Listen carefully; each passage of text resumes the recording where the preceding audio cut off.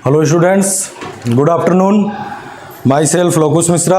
आ गए सभी लोग, ठीक है। तो जैसा कि आप लोग जानते हैं, आप लोगों को क्लास 10th का सोशल साइंस पढ़ाता हूँ, ठीक है। आगे सोशल साइंस में आज एक नया चैप्टर हम लोग स्टार्ट कर रहे हैं, ठीक है। हिस्ट्री का चैप्टर है। क्या हिस्ट्री का चैप्टर है? Nationalism in India. क्या चैप्टर का नाम है? नेशनलिज्म इन इंडिया, जिसका पहला लेक्चर आज हम लोग पढ़ेंगे, ठीक है। लेकिन पहला लेक्चर स्टार्ट करने से पहले आप लोगों को कुछ चीज़ें हैं बताना है। क्या बताना है? मुश्किल से 5 मिनट आपके काम का है। 5 मिनट के लिए क्या बताना है? आपको सिलेबस बताना है। पहले सिलेबस क्या, क्योंकि अभी क्या था कि आप कुछ दिन पहले जो है आया था कि आपके बोर्ड के लिए जो 10th का बोर्ड का एग्ज़ाम आप लोग देंगे 2021 में, तो उसमें गवर्नमेंट ने 30% सिलेबस को रिड्यूस किया है। कितने परसेंट? 30% जो है सिलेबस जो है वह रिड्यूस किया गया है आपका। तो 30% जो सिलेबस रिड्यूस किया गया है, तो सिलेबस 2020-21 के लिए क्या है? हिस्ट्री, ज्योग्राफी, पॉलिटिक्स, इकोनॉमिक्स में 5 मिनट में समझ लीजिए। और जो चैप्टर मैं बता रहा हूँ केवल वही चैप्टर जो है बोर्ड के एग्जाम में आएंगे।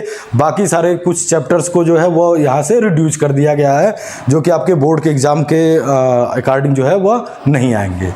तो हिस्ट्री में देखिए, पहला चैप्टर पढ़ाना है the rise of nationalism in Europe. एक चैप्टर पढ़ाना है। और क्या पढ़ाना है? नेशनलिज्म इन इंडिया पढ़ाना है। क्या? Rise of nationalism in Europe, nationalism in India, ठीक है। ये 2 चैप्टर जो है आपका क्या रहेगा? यह 2 चैप्टर आपका कंपलसरी रहेगा। इसके अलावा यह 3rd और 4th में से कोई एक पढ़ना है। Any one of the following, कोई एक ही चैप्टर पढ़ना है। या तो the making of global world आप पढ़ेंगे और द एज ऑफ इंडस्ट्रियलाइजेशन पढ़ेंगे। 2 में से कोई एक। तो कुल कितने चैप्टर हो गए? 1 चैप्टर, 2 चैप्टर, और इन दोनों में से कोई एक का मतलब मिला करके हिस्ट्री में कितने चैप्टर आपको पढ़ने हैं? ओनली 3 चैप्टर पढ़ने हैं, जिसमें से आज हम लोग पढ़ेंगे नेशनलिज्म इन इंडिया। यह चैप्टर पढ़ेंगे, ठीक है। काफ़ी इंटरेस्टिंग है आपके एनटीएससी के एग्जामिनेशन के लिए, जीके के क्वेश्चंस के अकॉर्डिंग के लिए काफ़ी इंपॉर्टेंट चैप्टर है। इसलिए सबसे पहले मैं इसमें हिस्ट्री में नेशनलिज्म इन इंडिया ही पढ़ाना शुरू करते हैं, ठीक है। तो हिस्ट्री का सिलेबस के बाद हम लोग पढ़ेंगे ज्योग्राफी में। ज्योग्राफी का क्या सिलेबस है?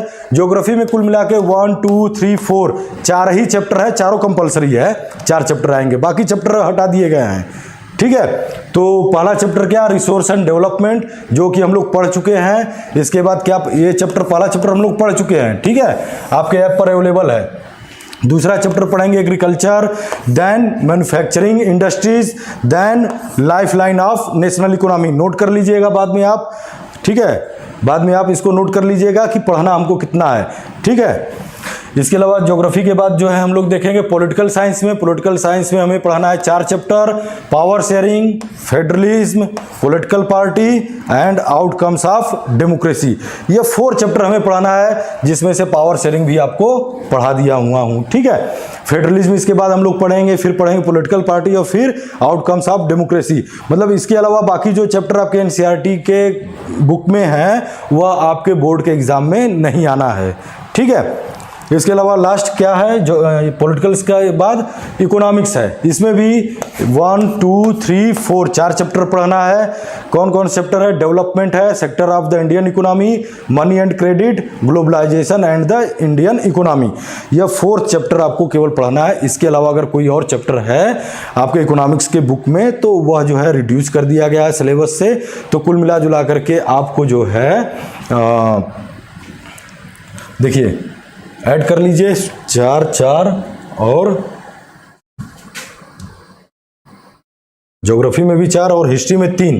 हिस्ट्री में 3, ज्योग्राफी में 4 चैप्टर है और पॉलिटिक्स में भी 4 चैप्टर हैं और 4 चैप्टर जो है इसमें है इकोनॉमिक्स में। कुल मिलाकर के आपको 15 चैप्टर पढ़ने हैं।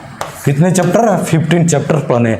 बाकी जो चैप्टर इसमें अब नहीं लिखे हैं वो आपका जो है बोर्ड एग्जाम के अकॉर्डिंग जो है वो उसको क्या रिड्यूस कर दिया गया है। मैप वाटर रिसोर्स का आएगा नहीं, ठीक है। जब चैप्टर रिड्यूस किया गया है तो मैप भी उस चैप्टर से रिलेटेड नहीं आएगा जो चैप्टर आपको नहीं पढ़ाना है, ठीक है। बाकी मैप वगैरह के बारे में हम लास्ट में बताएंगे, पहले चैप्टर ही पढ़िए। मैप जो है वो आपके बोर्ड एग्जाम के पहले मैं आपको बताऊंगा, ताकि लास्ट टाइम में बताएं, लास्ट टाइम बिल्कुल आपके दिमाग में रहे। अभी मैप बताएंगे, बाद में फिर धीरे धीरे करते हुए भूल जाएंगे, ठीक है। तो मैप बाद में आपको बताएंगे, पहले चैप्टर जो है उसको पढ़ते हैं, ठीक है। तो देखिए, नेशनलिज्म इन इंडिया, ठीक है, नेशनलिज्म इन इंडिया। इसमें आपको देखिए एक स्लोगन है, फोटो बना हुआ है, ठीक है।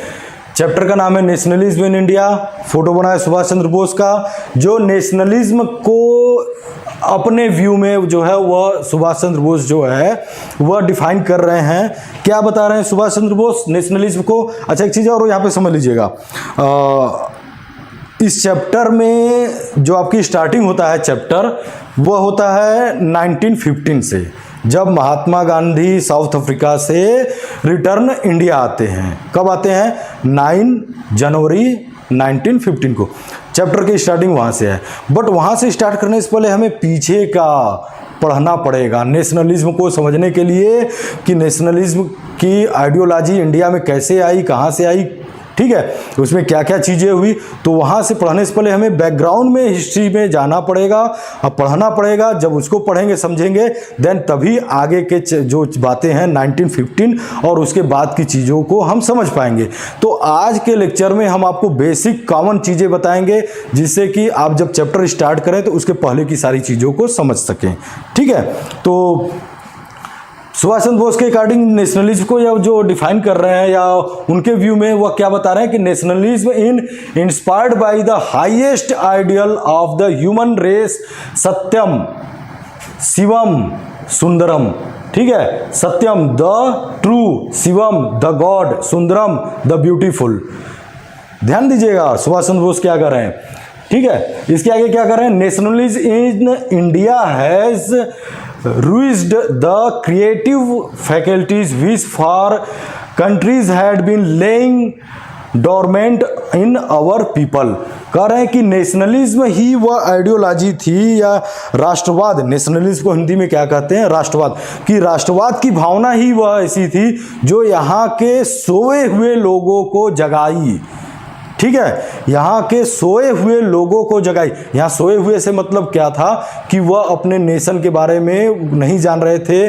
वह ब्रिटिश टाइम पीरियड का था, कॉलोनियल पीरियड टाइम था, जिसमें हम कह रहे हैं कि लोग जो है या नहीं समझ पा रहे थे कि नहीं, कोई जो है दूसरा कंट्री से लोग आकर के हमारे ऊपर रूल कर रहे हैं। लोग सोए पड़े हैं, कोई मतलब नहीं है अपने कंट्री से, नेशन से। तो लोग सोए पड़े हैं, उनको जगाने का जो काम किया, अवेयर करने का काम किया, वह किस स्पिरिट ने किया, किस आइडियोलॉजी ने किया? वह नेशनलिज्म ने किया, ठीक है। और यहाँ नेशनलिज्म का जो व्यू ऑफ सुभाष चंद्र बोस है वह बता रहे हैं कि क्या ह्यूमन रेस में क्या सत्यम शिवम और सुंदरम की, जो कि एक अपने आप में बहुत बड़ी आइडियोलॉजी है, उसको फोकस कर रहे हैं यहाँ पर, ठीक है। तो ये तो आपको था, आप कहेंगे सिलेबस में नहीं है, ठीक है, सिलेबस में या नहीं है, यह सब चीज़ें सिलेबस में, लेकिन समझने के लिए पहले आपको नेशनलिज्म तो समझना होगा ना भाई, ठीक है। नेशनलिज्म इन इंडिया समझने के लिए क्या हिंदी में कहेंगे? हिंदी में कहेंगे इसको भारत में राष्ट्रवाद, ठीक है। यह राष्ट्रवाद वर्ड जो है वही नेशनलिज्म है, ठीक है। राष्ट्र, नेशन, नेशन को हिंदी में कहते हैं राष्ट्र, और इसी नेशन से नेशनलिज्म बना है और राष्ट्र से क्या बना है? राष्ट्रवाद बना है, ठीक है। तो सबसे पहले तो ये आपको समझना होगा ना कि राष्ट्र क्या है और देश क्या है। मतलब नेशन एंड कंट्री, नेशन और कंट्री में क्या बेसिक डिफरेंसेस हैं? आम बोलचाल की भाषा में हम हमेशा एक ही चीज़ को ले लेते हैं, नेशन कह देते हैं तब भी वही बात कर देते हैं, कंट्री कहते हैं तब भी, लेकिन दोनों में बेसिक डिफरेंस क्या है? कंट्री किसे कहेंगे? नेशन। तो दोनों में क्या अमन जायसवाल, नेशनलिज्म इन यूरोप। भाई अभी जो पढ़ा रहे हैं वो पढ़ो, कब पढ़ाएंगे तो आगे पढ़ाएंगे, ऐसा नहीं कि आज लास्ट लेक्चर है नहीं पढ़ाएंगे, पूरे साल पढ़ाएंगे, बिफोर आपके बोर्ड एग्जामिनेशन सारा कुछ पढ़ा देंगे, ठीक है। तो कब पढ़ाएंगे तो यह क्वेश्चन नहीं, ठीक है, जो पढ़ा रहे हैं उस पर करिए। इन फ्यूचर क्या होगा अभी नहीं, इन फ्यूचर सब पढ़ा देंगे, अभी जो प्रेजेंट है उस पर फोकस करिए। तो हम लोग नेशन और कंट्री में डिफरेंस नहीं पता कर पाते हैं, ठीक है। तो दोनों में लेकिन बेसिक डिफरेंस है नेशन और कंट्री में। कंट्री देखिए क्या है, कोई भी ज्योग्राफिकल बाउंड्री है, ठीक है, जैसे इंडिया का एक ज्योग्राफिकल बाउंड्री है, ठीक है, तो वह एक कंट्री हो गया। एक ज्योग्राफिकल बाउंड्री है जिसके अड़ोस पड़ोस में आप उधर देखिए चाइना है तो पाकिस्तान है, ठीक है, बांग्लादेश है, और इधर जो है बे ऑफ बंगाल है, और अरबियन सी है, इंडियन ओशन है, उससे घिरा हुआ एक ज्योग्राफिकल बाउंड्री है, वह क्या है, एक कंट्री है, एक कंट्री है। बट क्या केवल नेशन भी उसी को कह देंगे? नहीं। नेशन कब बनेगा या कंट्री नेशन कब बनेगा? वह कंट्री नेशन कब बनेगा? वह बनेगा वहाँ के लोगों से, वहाँ के कल्चर से, वहाँ के सिविलाइजेशन से, वहाँ के रिच हेरिटेज से बनेगा, ठीक है, वहाँ के जो फेस्टिवल हैं उनसे नेशन बनेगा। समझ रहे हैं?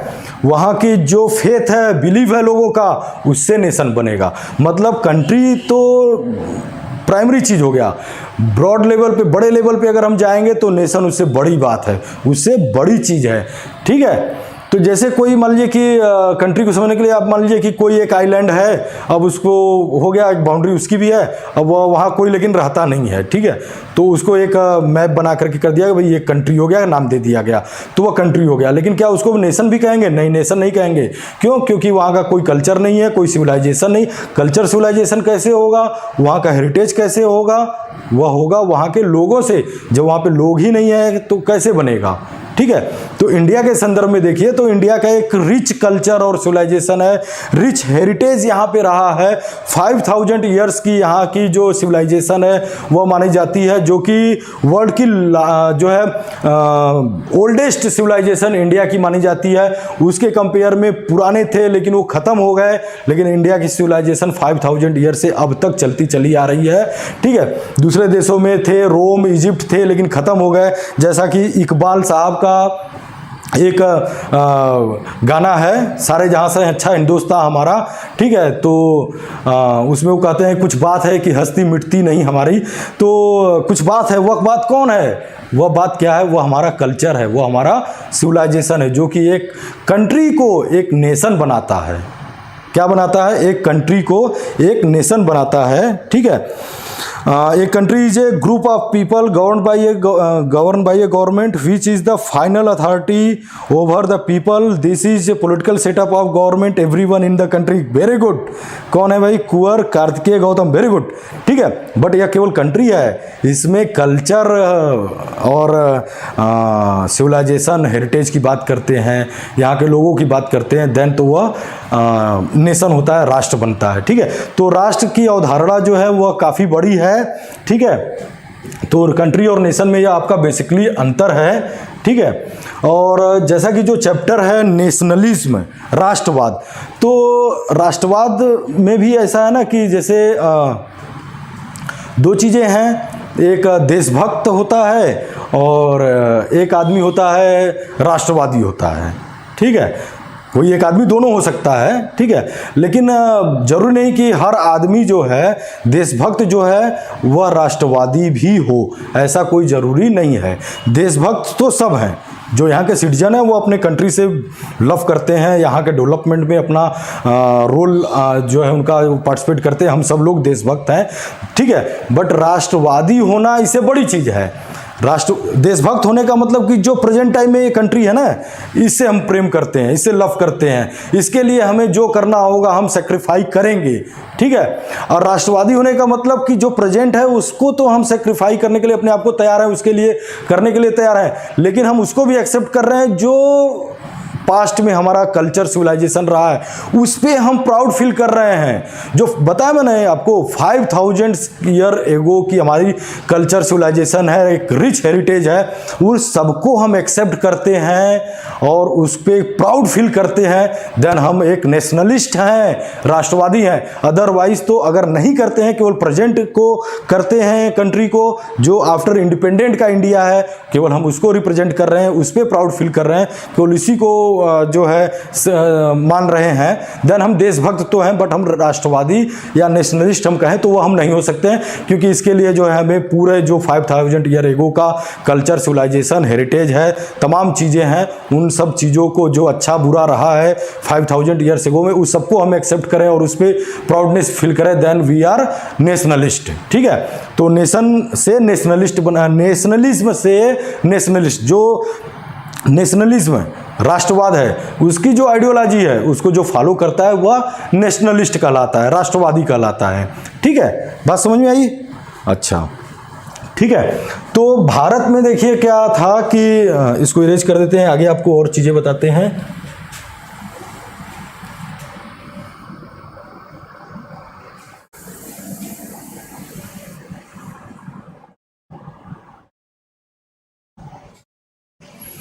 जैसे आप चैप्टर में देखिए, चैप्टर हमारा स्टार्ट होता है, चैप्टर हमारा स्टार्ट होता है लगभग 1915 से। ठीक है, 1915 से। महात्मा गांधी 9 जनवरी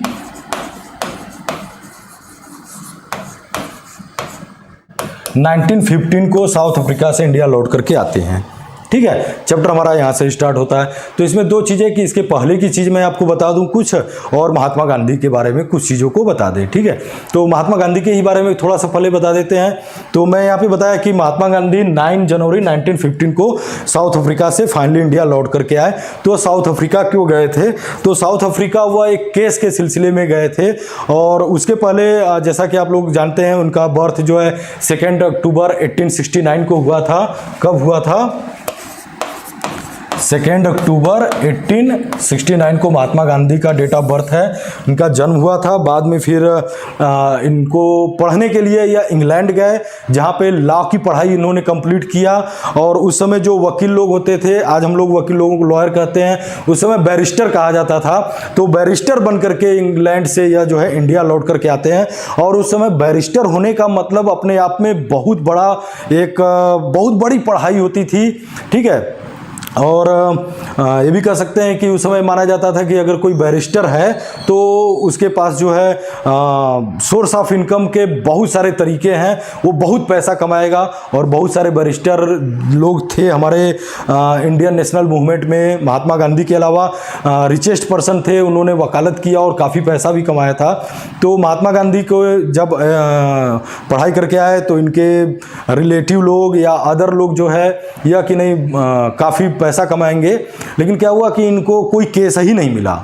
महात्मा गांधी को इंडिया में कोई केस ही नहीं मिला। इन्होंने अपनी प्रैक्टिस जो है बॉम्बे में और बड़ौदा में भी स्टार्ट किया, लेकिन कोई केस इनको नहीं मिला। ठीक है, बाद में इनको एक केस मिला, लेकिन वह केस जो था वह कहाँ के लिए मिला? साउथ अफ्रीका में सेठ अब्दुल्ला एंड कंपनी, ठीक है, नाम से एक फर्म थी जिसका एक केस जो है वह साउथ अफ्रीकन गवर्नमेंट के साथ था। और उसी को केस को हैंडल करने के लिए जो है इनको मिला। और चूंकि यहाँ पे महात्मा गांधी को कोई केस नहीं मिला भी तो साउथ अफ्रीका में मिला, तो केस को लड़ने के लिए साउथ अफ्रीका गए। ठीक है, लेकिन साउथ अफ्रीका में गए, वहाँ पे सेठ अब्दुल्ला एंड कंपनी जो फर्म थी उसका केस भी लड़ा इन्होंने। और बहुत सारे इंसिडेंट, जैसा कि आप लोगों ने पढ़ा होगा कि इनको जो है ट्रेन के फर्स्ट क्लास के डिब्बे से इनको ट्रेन से उतार दिया गया, पूरे ठंडी रात इन्होंने बिताया।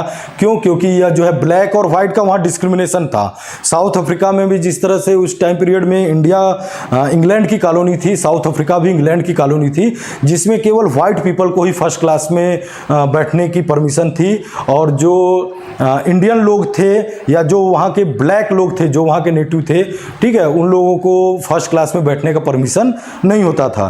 तो महात्मा गांधी को वहाँ से निकाल दिया गया। जब घोड़ा गाड़ी से वह जा रहे थे तब उनको मारा पीटा गया और वहाँ से हटा दिया गया।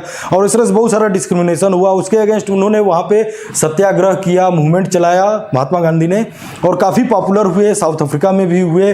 वहाँ पे उन्होंने अपना आश्रम, टॉलस्टॉय आश्रम भी बनाया। यह भी एक नंबर के, खैर एक तो टॉलस्टॉय आश्रम आपको बताया मैं कि आज मैं आपको बता रहा हूँ कि आपके जानकारी के लिए, एनटीएससी के एग्जाम या जीके के क्वेश्चंस जो हैं उसके व्यू से बता रहा हूँ।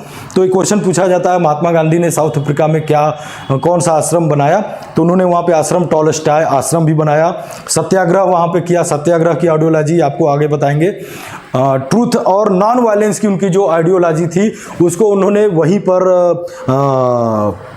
उसका एक्सपेरिमेंट किया, साउथ अफ्रीका में ही एक्सपेरिमेंट उसका किया उन्होंने, और उसमें सक्सेस भी रहे। और उसके बाद काफ़ी पॉपुलर वहाँ पे भी हुए, इंडिया में भी काफ़ी पॉपुलर हुए। और जैसा कि इंडिया में नेशनल मूवमेंट की तैयारी हो रही थी, नेशनल मूवमेंट चलाए जा रहे थे, बट प्राइमरी लेवल पर उस समय था, ठीक है।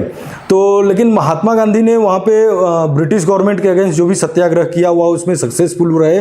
लेकिन फाइनली उनको आना तो इंडिया था ही, लेकिन महात्मा गांधी लगभग 23-24 ईयर तक जो है वह 92 में वह गए, और 1892 में जो है वह साउथ अफ्रीका जाते हैं, और फाइनली लौट करके कब आते हैं, 1915 में आते हैं। तो काफ़ी लंबे समय तक जो है वह साउथ अफ्रीका में 22-23 साल तक रहे, और उसके बाद साउथ अफ्रीका से इंडिया लौट करके आते हैं। तो अब यहाँ की उनकी लड़ाई लड़नी थी, अंग्रेज गवर्नमेंट जो थी उस समय उसके अगेंस्ट इनको लड़ाई लड़नी थी। तो साउथ अफ्रीका से लौट करके आते हैं। उसके बाद जो भी मूवमेंट महात्मा गांधी द्वारा चलाया जाता है उन सबको हमको आगे के चैप्टर में पढ़ना है, इस चैप्टर में आगे के में पढ़ना है, मतलब यहाँ से जहाँ से हम लोग शुरू करेंगे यहाँ से पढ़ना है। तो कुछ इन्फॉर्मेशन आपको मैंने दिया महात्मा गांधी के बारे में। महात्मा गांधी के बारे में और भी आप जानिए, बहुत ज़रूरी है जानना आप लोगों के लिए। आज के दौर जो है जिसमें हम अहिंसा की बातों को करना भूल गए हैं, तो उसमें नॉन वायलेंस जो है को सीखना और जानना ज़रूरी है। आप लोग महात्मा गांधी को पढ़िए, उनके बारे में, उनकी जो बायोग्राफी है माई एक्सपेरिमेंट विथ ट्रूथ उसको भी पढ़िए। और महात्मा गांधी के बारे में चूँकि चैप्टर में तो आपके नहीं है, अगर आप और कुछ भी जानना चाहते हैं तो मुझसे पूछ सकते हैं, डाउट क्लियरिंग वाले सेक्शन में जाकर के वो आप हमसे पूछ सकते हैं, आपको बहुत सारी चीज़ें मैं बता दूंगा, ठीक है। जो भी आपको डाउट होगा महात्मा गांधी से रिलेटेड, उनकी बायोग्राफी से रिलेटेड, वैसे आप उनकी बायोग्राफी पढ़िए या अदर महात्मा गांधी से रिलेटेड जो बुक होंगे आप पढ़ेंगे, आपके लिए काफ़ी बेनिफिट होगा, ठीक है। खैर, ये तो आगे की बात हुई कि महात्मा गांधी आते हैं, उसके बाद क्या क्या मूवमेंट चलाते हैं। हम अभी आपको ये बताएंगे कि इसको भी हटाते हैं और कुछ चीज़ें आपको बताते हैं, ठीक है। बताते कहाँ से हैं आप लोग, जैसा कि पढ़ चुके हैं 1857 का रिवॉल्यूशन, ठीक है।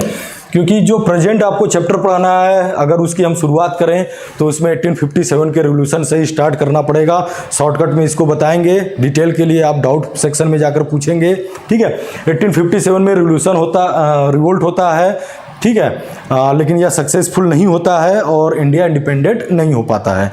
इसके बाद कई सारे छोटे बड़े जो है पॉलिटिकल पार्टियां कह सकते हैं या ऑर्गेनाइजेशन फॉर्म होते हैं, और इसी क्रम में जो है 1885 में इंडियन नेशनल कांग्रेस बनती है। 1885 में क्या बनता है, इंडियन नेशनल कांग्रेस बनता है, ठीक है।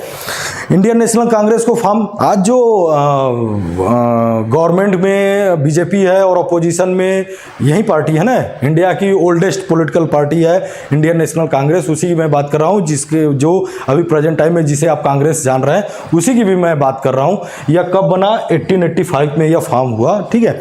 इसको फॉर्म करने वाले व्यक्ति वो जो थे उनका नाम था A.O. Hume, Elon Octavian Hume, और इसके फर्स्ट प्रेसिडेंट कौन थे, W.C. बनर्जी, व्योमेश चंद्र बनर्जी थे। कांग्रेस फॉर्म होती है, ठीक है। तो नेशनल मूवमेंट लगभग मानकर चलते हैं, तो इसी क्रम में यहीं से हम लोग स्टार्ट करते हैं। तो इंडियन नेशनल कांग्रेस फॉर्म होती है, और उसके बाद यह जो है इंडियन नेशनल कांग्रेस जो है, इसका अगर हिस्ट्री हम देखें इंडियन नेशनल कांग्रेस का, तो इसके फॉर्म से 1805 से लेकर के 1905 तक यह पहला स्टेप इसका रहता है। दूसरा स्टेज जो आता है वह 1905 टू 1920 तक हम मान सकते हैं, और तीसरा स्टेज जो है वह कांग्रेस का जो है वह 1920 से 1947 मतलब इंडिपेंडेंट तक का टाइम पीरियड आता है, ठीक है। पहला स्टेज इसका जब फॉर्म होता है तब से लेकर के 1905 तक की कांग्रेस का जो कार्य प्रणाली था जो कांग्रेस ने किया उसको हम लोग पढ़ते हैं। तो इसमें कांग्रेस ने क्या किया, इसमें कांग्रेस ने कुछ जो है इंडिपेंडेंट वे के तौर पे अगर हम देखें कि कंट्री को इंडिपेंडेंट कराने का जो मेथड था, तरीका था, उसमें इन्होंने क्या प्रोग्रेस किया, तो इसमें कुछ बहुत ज़्यादा प्रोग्रेस नहीं था, क्योंकि इस टाइम पीरियड में कांग्रेस जो थी वह ब्रिटिश गवर्नमेंट और यहाँ के लोगों के बीच में एज ए मीडिएटर का काम कर रही थी। लोगों की जो दिक्कतें परेशानियाँ थी, जो प्रॉब्लम थी, वह कांग्रेस के माध्यम से ब्रिटिश गवर्नमेंट को जाती थी। कांग्रेस जो है वह एक रिक्वेस्ट करती थी ब्रिटिश गवर्नमेंट से कि पब्लिक वेलफेयर के लिए क्या रूल रेगुलेशन बनाए। सर क्या पूछ रहे हैं भाई, आज कौन सा, नहीं आज कौन सा चल रहा है, कोई स्टेज इसका कुछ नहीं है, क्योंकि हम कांग्रेस को पढ़ेंगे तो इसके बर्थ से लेकर के 1947 तक, क्योंकि कांग्रेस को महात्मा गांधी ने कहा था कि कांग्रेस का काम था इंडिया को इंडिपेंडेंट कराना, और कांग्रेस को हम लोग वहीं तक पढ़ेंगे। उसके बाद कांग्रेस में क्या हुआ नहीं हुआ, प्रेजेंट टाइम में क्या है, उससे जो है हम लोगों को इस चैप्टर में, हिस्ट्री के इस चैप्टर में हम लोगों को कोई लेना देना नहीं है। बात समझ में आई? तो अभी के हम कांग्रेस के बारे में नहीं जानते हैं, जो हमारा सिलेबस है जो उसके संदर्भ में देखते हैं।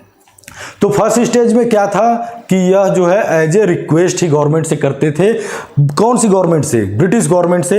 अब वो गवर्नमेंट इनके रिक्वेस्ट को मान रही है, उसको कर रही है, उसके अकॉर्डिंग रूल रेगुलेशन बना रही है कि नहीं बना रही है, इससे जो है ये जो है उनको मतलब फोर्स नहीं कर सकते थे, वो ब्रिटिश गवर्नमेंट के ऊपर था, वो उसको कर रही है या नहीं कर रही है।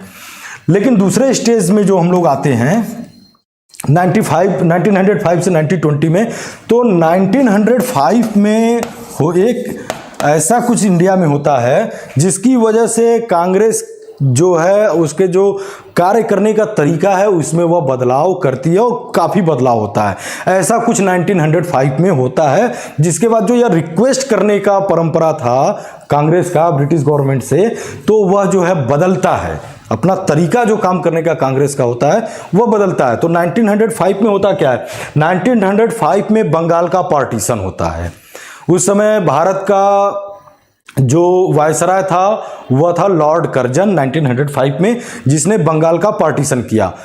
कौन सा बंगाल? आज का वेस्ट बंगाल नहीं, उस समय का बंगाल काफ़ी बड़ा एरिया था। उस समय 1905 में जो बंगाल था, अगर आप उसको एरिया देखें तो उस समय का बंगाल आज का वेस्ट बंगाल, आज का बांग्लादेश, उड़ीसा, बिहार और झारखंड का कुछ हिस्सा मिला करके काफ़ी बड़ा स्टेट हुआ करता था, जिसका कि पार्टीशन वेस्ट और ईस्ट बंगाल में लॉर्ड कर्जन ने कर दिया।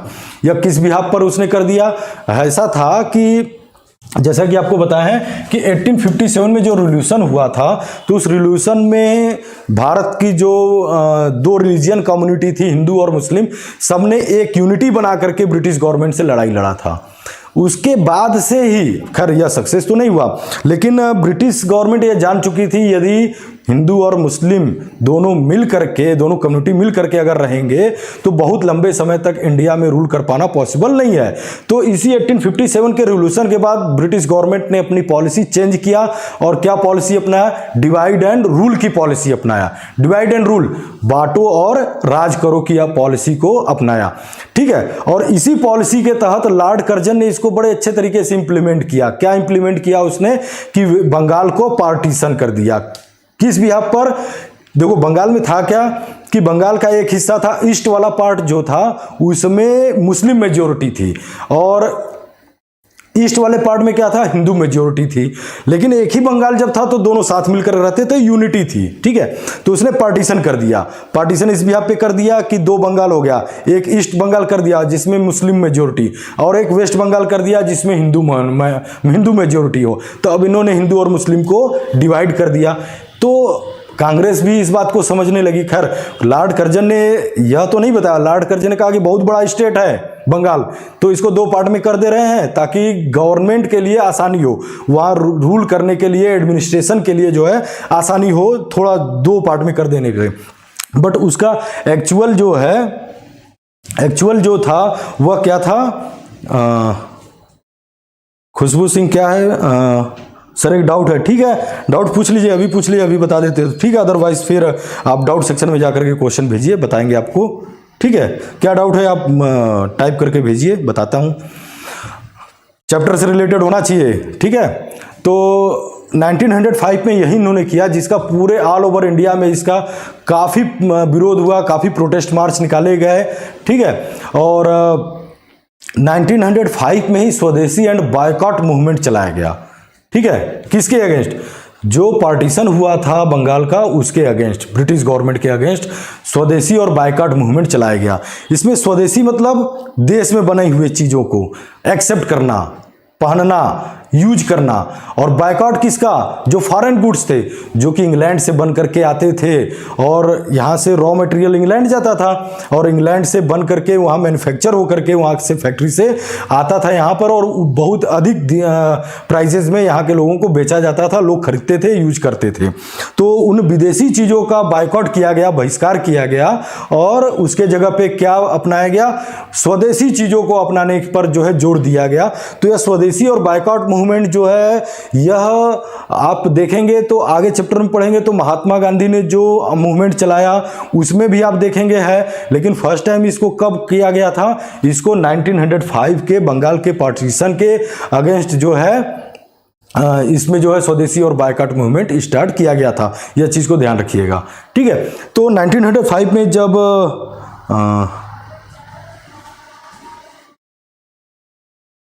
सर क्या लिखा है? लेफ्टिस्ट राइटिस्ट कंट्रीज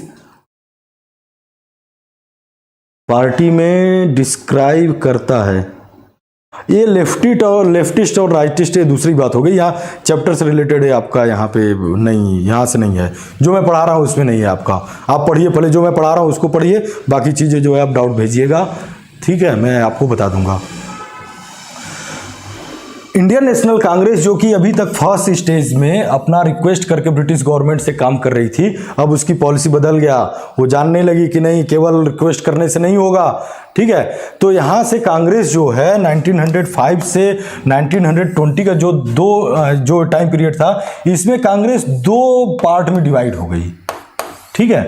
दो पार्ट में डिवाइड हो गई। यहाँ पे दो पार्ट का मतलब कि कांग्रेस टूट नहीं गई या ऐसा कुछ नहीं था, बल्कि कांग्रेस में हो क्या गया, पहला और दूसरा, ठीक है, दो पार्ट में। कांग्रेस के जो लोग थे उनकी आइडियोलॉजी में दो अलग अलग आइडियोलॉजी, एक मॉडरेट और एक एक्सट्रीम्स, मतलब एक नरम दल और एक गरम दल में डिवाइड हो गए लोग। नरम दल मॉडरेट कौन थे?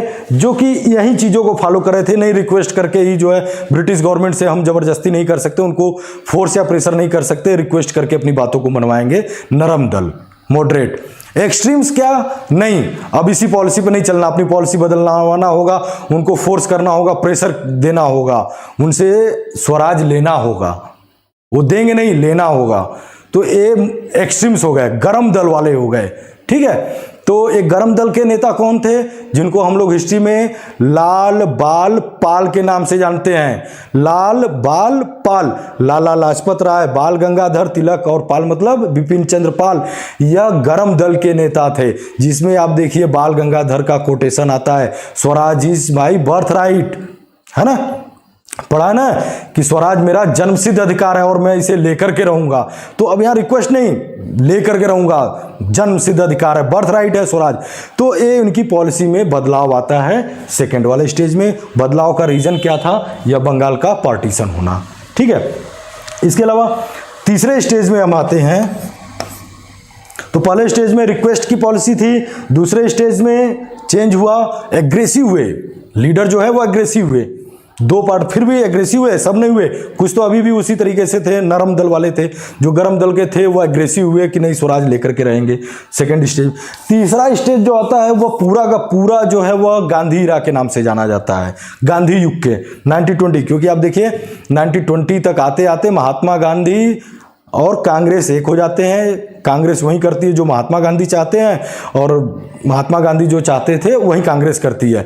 तो इंडियन नेशनल कांग्रेस और जो है महात्मा गांधी एक हो जाते हैं, ठीक है। और ये युग जो है कांग्रेस का युग कहिए या इंडियन नेशनल मूवमेंट का टाइम इरा कहिए, यह टाइम इरा 1920 से 1947 तक जो है वह गांधी इरा के नाम से जाना जाता है। क्योंकि इस टाइम पीरियड में कांग्रेस के हिस्ट्री देखिए तो कांग्रेस के इतिहास में यह टाइम पीरियड जो है वह गांधी इरा के नाम से जाना जाता है। क्योंकि पूरा का पूरा जो है कंट्रोल जो है कांग्रेस पे गांधी जी का था।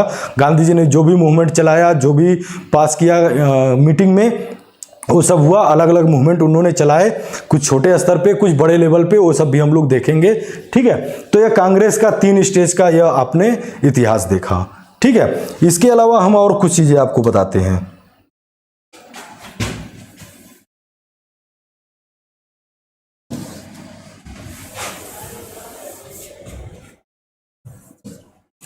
इसके अलावा हम आपको बताते हैं नेशनलिज्म वाली बात बताते हैं ना, कि ये अचानक से नेशनलिज्म की भावना क्या 1915 में महात्मा गांधी के आने के बाद ही हो गई?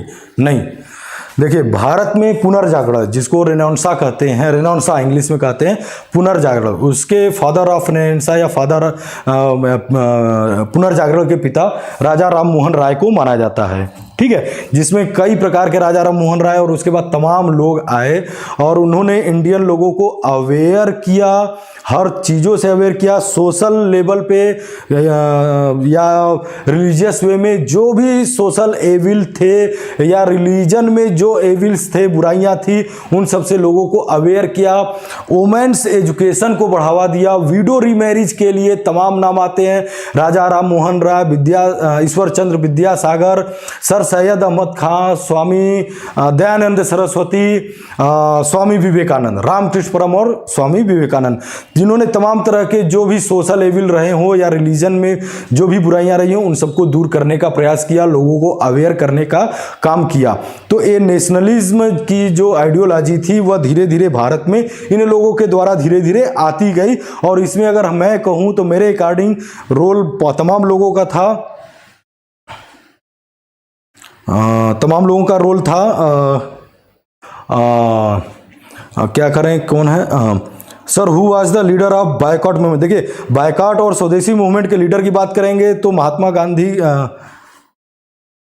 अमन जैस, विलियम बेंटिंक, ठीक है। सती सिस्टम को बंद किया था राजा राम मोहन राय के प्रयासों के द्वारा। विलियम बेंटिंक जो है उसने जो है सती सिस्टम को विलियम बेंटिंक का नाम आया तो बता देते हैं। विलियम बेंटिंक ने 1829 में जो है विलियम बेंटिंक ने सती सिस्टम, सती प्रथा जो थी, जिसमें जो वुमेन्स होती थी उनके हस्बैंड के डेथ के बाद उनको जला दिया जाता था, तो ये सती प्रथा थी। उस सती प्रथा को विलियम बेंटिंक ने राजा राम मोहन राय के प्रयासों से बंद कर दिया था।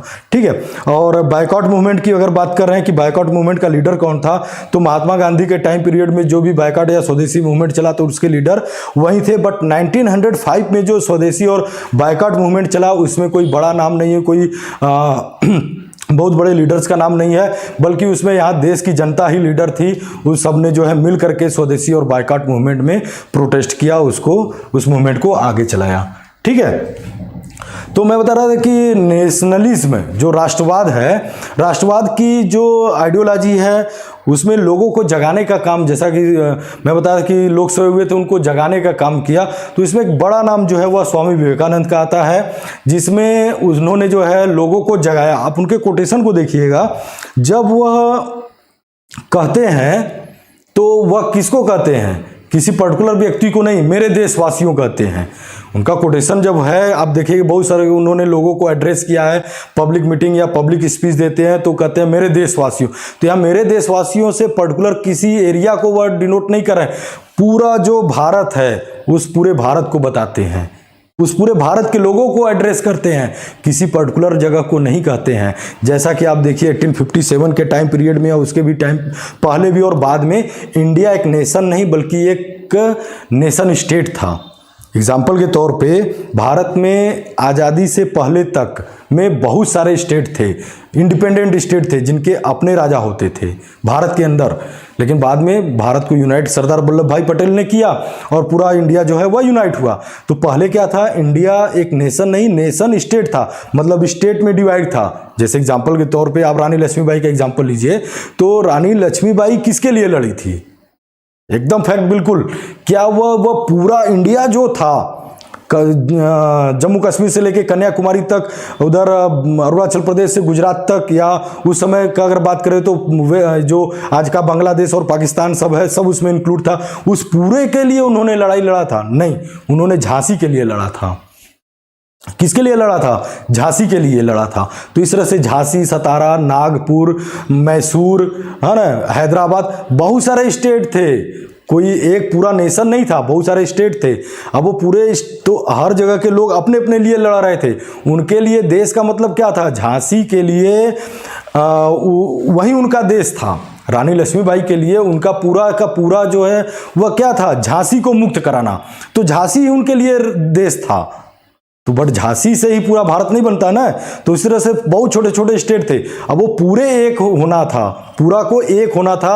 हमको ये समझना था कि नहीं, झांसी ही केवल मेरा नहीं है, केवल नागपुर मेरा नहीं है, केवल मैसूर या हैदराबाद मेरा देश नहीं है, बल्कि यह जो है वह छोटे छोटे स्टेट है, बल्कि पूरा क्या है, ये पूरा अखंड भारत जो उस समय का था, उस टाइम पीरियड को, उसकी बातों कर रहे हैं स्वामी विवेकानंद कि पूरा भारत आपका है, आपको इससे मुक्त कराना है, इसको मुक्त कराना है, ब्रिटिश गवर्नमेंट से मुक्त कराना है, यहाँ जो सोशल एविल या रिलीजन एविल्स हैं उनसे मुक्त कराना है, उनसे दूर होना है, उठना है और जागना है, काम करना है।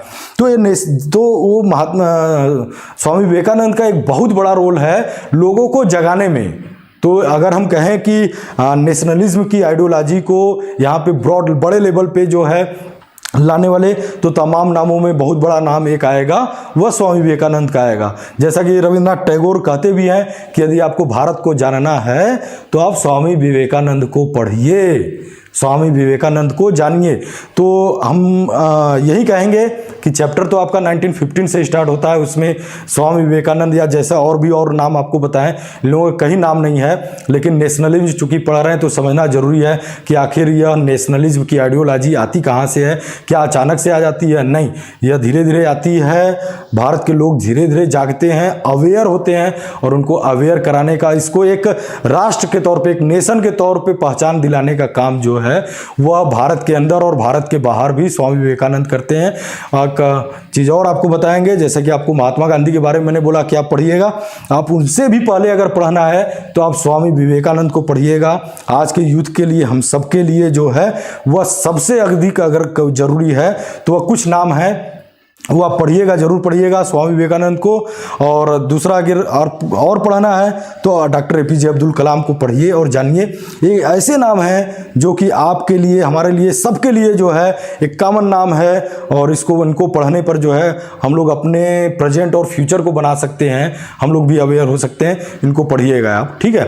और कोई डाउट इससे, इन लोगों के बारे में और कुछ जानना होगा तो आप पूछ सकते हैं डाउट क्लियरिंग सेक्शन में जाके, वो सब मैं आपको बताऊँगा, ठीक है।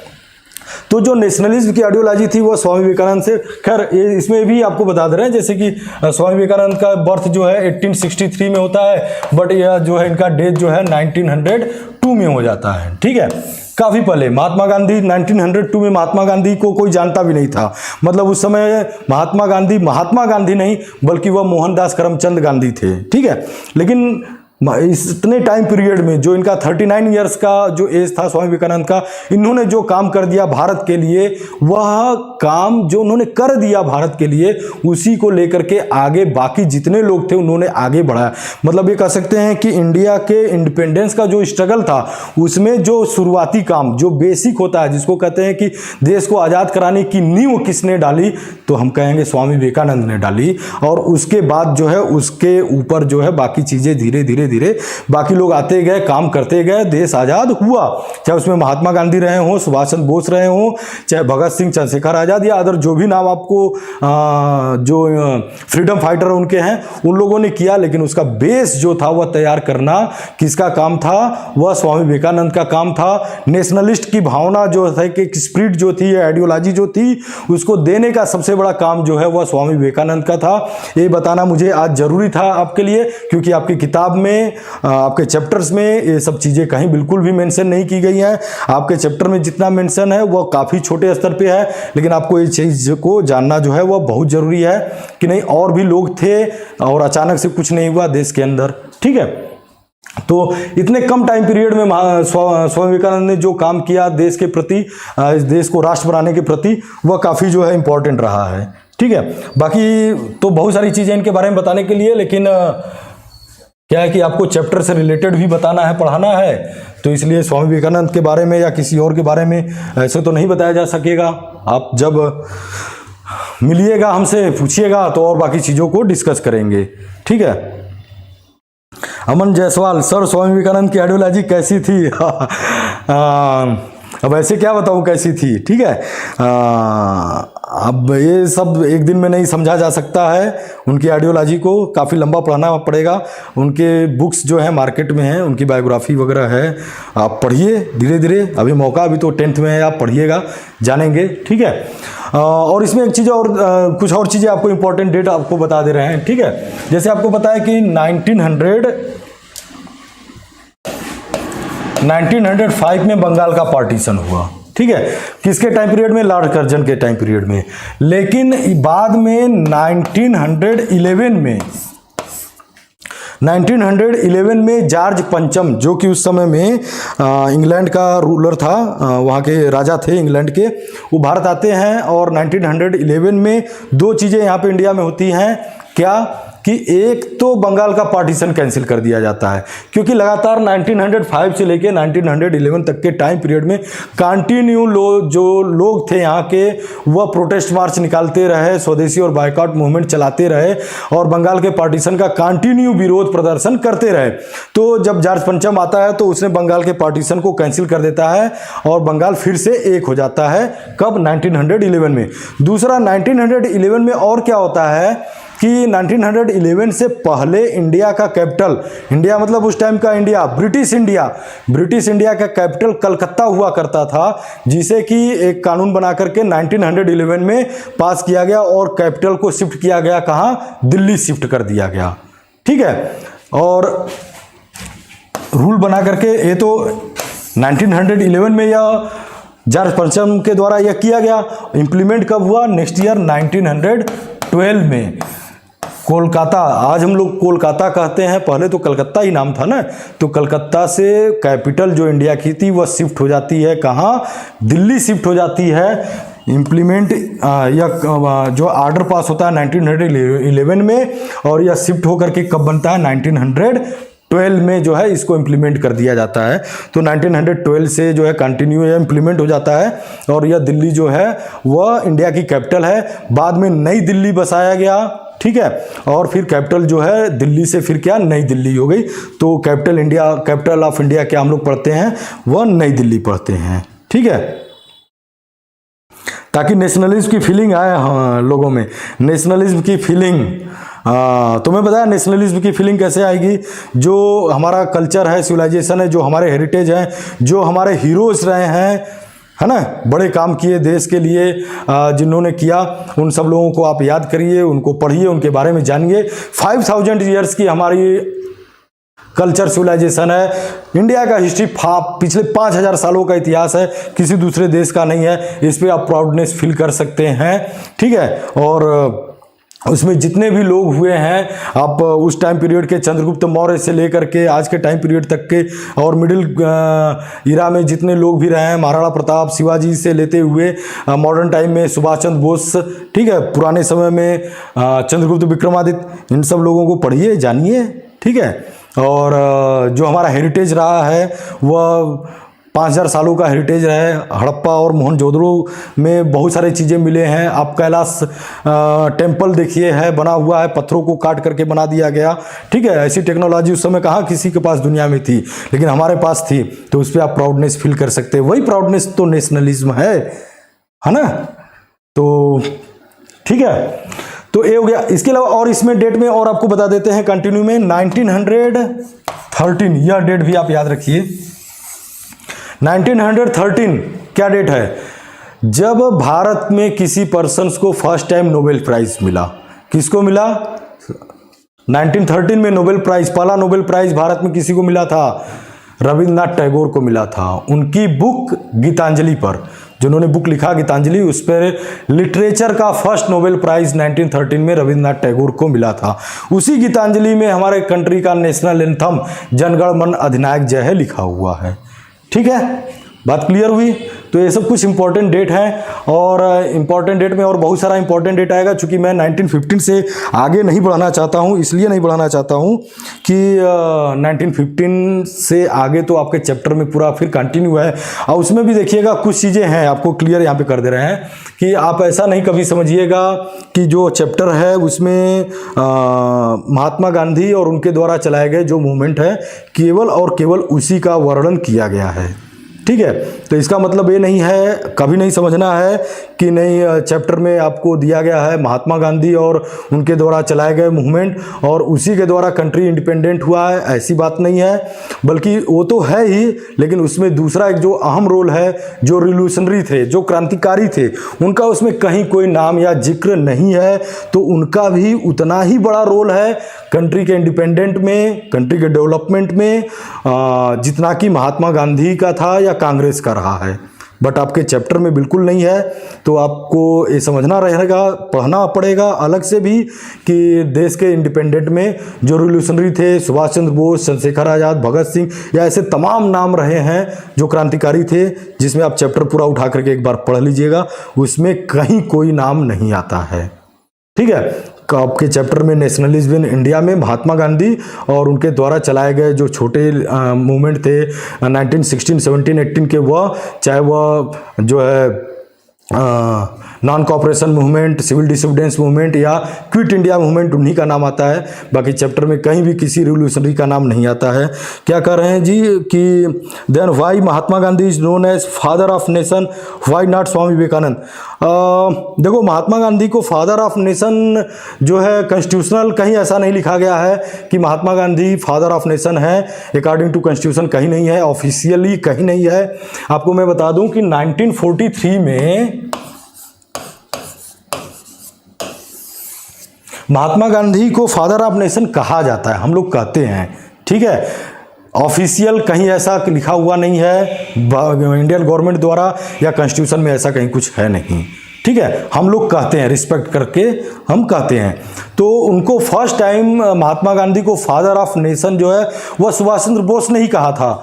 1943 में अपने रंगून से उन्होंने रेडियो के द्वारा अनाउंसमेंट किया कि उन्होंने इंडियन नेशनल आर्मी बना लिया था और उसके द्वारा जो है वो ब्रिटिश गवर्नमेंट से लड़ने की तैयारी कर लिए थे, ठीक है। तो उन्होंने रेडियो के माध्यम से इंडिया के लोगों को एड्रेस किया, जिसमें उन्होंने बेसिकली महात्मा गांधी को एड्रेस किया कि महात्मा जी को उन्होंने क्या एड्रेस किया, फादर ऑफ नेशन की राष्ट्रपिता, मैंने इंडियन नेशनल आर्मी बना लिया है, तैयार हुआ है, आपका आशीर्वाद चाहिए हमें और हमारी आर्मी को, ताकि ब्रिटिश गवर्नमेंट से हमारी आर्मी लड़ सके। तो फर्स्ट टाइम एड्रेस करने वाले व्यक्ति सुभाष चंद्र बोस थे as a father of nation या राष्ट्रपिता के तौर पे। वह उन्होंने महात्मा गांधी को as a respect father of nation कहा, राष्ट्रपिता कहा, और वह कंटिन्यू फिर आगे हमारे बोलचाल की भाषा में आता चला गया और हम कहते चले गए और करते चले आए कि राष्ट्रपिता जो है वह महात्मा गांधी हम मानते चले आए हैं। तो यह 1943 में फर्स्ट टाइम जो है वह महात्मा गांधी को राष्ट्रपिता जो है सुभाष चंद्र बोस ने कहा था। अच्छा, महात्मा किसने कहा था और बापू का किसने कहा था यह भी जान लीजिए, क्योंकि नाम तो बेसिकली महात्मा गांधी का क्या है, मोहनदास करमचंद गांधी। तो मोहनदास उनका नाम है, करमचंद उनके फादर का नाम है, गांधी टाइटल है। बट हम लोग महात्मा कहते हैं, तो महात्मा का टाइटल देने वाले व्यक्ति रविन्द्रनाथ टैगोर थे। महात्मा किसने कहा, रविन्द्रनाथ टैगोर ने कहा। बापू किसने कहा, बापू किसने कहा का मतलब किसने टाइटल दिया, जवाहरलाल नेहरू ने दिया। और राष्ट्रपिता या फादर ऑफ नेशन वह फर्स्ट टाइम किसने एड्रेस किया उनको, सुभाष चंद्र बोस ने किया। तो ये तीनों नाम जो है उनके साथ जुड़ते हैं। हम लोग बापू भी कहते हैं तो उन्हीं का उनको कहते हैं, महात्मा गांधी कहते हैं, महात्मा शब्द जोड़ते हैं, या राष्ट्रपिता कहते हैं, तब भी मोहनदास करमचंद गांधी ही हम लोग समझते हैं। तो ये तीनों अलग अलग लोगों के द्वारा किया गया है। बात समझ में आई? अमन जायसवाल, क्या भाई योगी जी को बोलो वो नाम बदलने में आगे हैं। नहीं नहीं, नाम बदलने से कोई विशेष फर्क नहीं पड़ता है। देखो ठीक है, अगर हम सुभाष चंद्र बोस का नाम जो है महात्मा गांधी रख दें या महात्मा गांधी का नाम सुभाष चंद्र बोस रख दें, तो जो उनको आइडियोलॉजी है या उनके द्वारा जो किए गए काम है उसमें कोई विशेष फर्क नहीं पड़ने वाला है। जो काम है वही रहेगा, नाम से कोई विशेष फर्क नहीं है ना। तो हाँ, लेकिन ये है कि कुछ नाम आपको बताए हैं, ये आपको पढ़ना है आगे के लिए, ठीक है, आगे की अपनी तैयारी के लिए, आगे जानने के लिए, चैप्टर्स को जानने के लिए, और इन फ्यूचर लाइफ के लिए जो है वो आप महात्मा गांधी को पढ़िएगा, साथ में आप सुभाष चंद्र बोस को पढ़िए, विवेकानंद को पढ़िए, एपीजे अब्दुल कलाम को पढ़िए, डिटेल पढ़िए, इन लोगों के बारे में जानिए, समझिए, ठीक है। देन तो आप हिस्ट्री पढ़ेंगे, क्योंकि हिस्ट्री जो है पढ़ना वो इंपॉर्टेंट इसलिए है कि हिस्ट्री में तो पढ़ते तो सब हम अपना जो है पास्ट टाइम का पढ़ते हैं, प्रेजेंट और फ्यूचर तो इसमें कहीं है नहीं, जो भी पढ़ते हैं जो बीत गया है वह पढ़ते हैं, लेकिन जो बीत गया है वह पढ़ने से हम लोग क्या कर सकते हैं कि वहाँ से सीख ले करके, वहाँ से जान करके, समझ करके क्या अच्छा है क्या बुरा है, हम अपना प्रेजेंट और फ्यूचर सुधार सकते हैं। जो गलतियाँ पास्ट टाइम में लोगों ने किया है वह समझ करके हम अपने प्रेजेंट और फ्यूचर में वो गलतियाँ नहीं करेंगे। जो अच्छे काम हुए हैं जिससे कि कंट्री का डेवलपमेंट हुआ है, लोगों का डेवलपमेंट हुआ है, ठीक है, उन चीज़ों को एक्सेप्ट करें हिस्ट्री से और उसको अपने प्रेजेंट और फ्यूचर में इंप्लीमेंट करें, तो हम आगे बढ़ेंगे। हिस्ट्री यही सिखाता है कि आगे हम अपना फ्यूचर बर्बाद ना करें, ठीक है। ये आप चैप्टर 1 ही है, पढ़िए, ठीक है। चैप्टर के नंबरिंग से कोई मतलब नहीं है, यहाँ पे समझ रहे हैं आप लोग, चैप्टर के नंबरिंग से कोई मतलब नहीं है कि 1 कौन सा है, 2 कौन सा है, 3 कौन सा है। जो चैप्टर है आप उसको 1 चैप्टर ही समझ करके उसको पढ़िए, ठीक है। तो ये सब तो आपको कॉमन चीजें आप लोगों को पढ़ाया।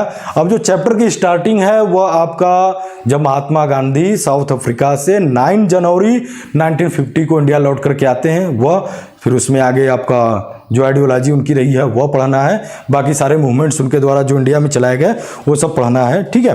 तो आगे फिर नेक्स्ट लेक्चर में पढ़ते हैं। तो आज के लिए इतना ही, मिलते हैं अगले चैप्टर में। यही चैप्टर रहेगा नेक्स्ट लेक्चर, ओके।